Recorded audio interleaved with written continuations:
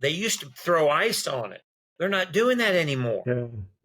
They're Yeah. doing BFR to bring in nitric oxide and blood flow to flush it out and start the healing. It's interesting. Burkholder told me this too.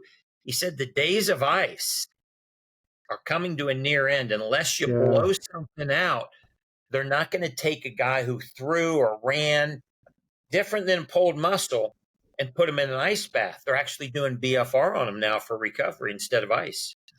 Thank you for sharing that, because one of my questions was how soon can you introduce it after surgery, and I've heard people actually introduce it like literally right after. It's like, and just have them move it, because immobility has been the biggest problem, and and that's been the biggest challenge. And the picture example is by far.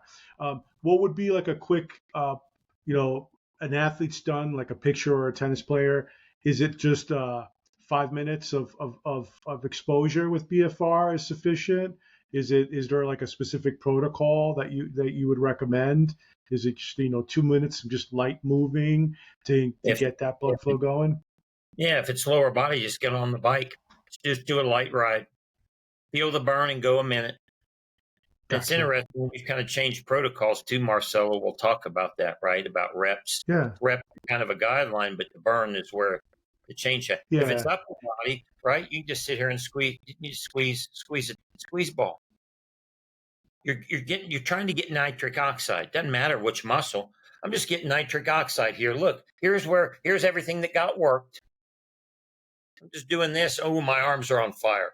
Whoosh, all this blood's flushing in and out. And then when you take the band off, you get this big reperfusion. It's like a fire hose runs in there. And it takes out all those metabolites of muscle metabolism, brings all the nutrients, keeps the muscle from kind of shutting down. I mean, it's just fascinating. I saw a picture of the Philadelphia Eagles, their Super Bowl year. They have about 20 bikes. After the game, the guys are doing some interviews and stuff, and every one of them's on a bike doing 5 minutes of BFR after the game. So why? They're getting nitric oxide and growth hormone, because after a football game, you're in cortisol. So you're down, your anabolic signal's down here and you're dominated by cortisol. Well, every one of us has the choice. We can flip the signal over in our body to an anabolic signal. I get up every morning and I walk around in the bands. I don't do a workout. I'm just getting a little pump and burn, and it's like, boom, I just got my coffee. It's crazy. Or if I have pain, I recently had a tooth pulled. And my pain was about a 9 after the Novocaine. I just did a wall sit because I want to move. Pain went from a 9 down to a 5, just like that. Opioids and cannabinoids from creating fatigue. Think about it. When you go into fatigue, here's your body's response. I'm gonna warm you up. I'm gonna improve your blood flow. I'm gonna loosen up your joints, right? I'm gonna give you adrenaline if you need it, if it's a burst. I'm gonna reduce pain.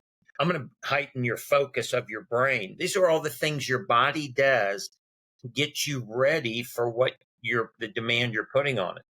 So you have this BFR tool for accessing all these systems.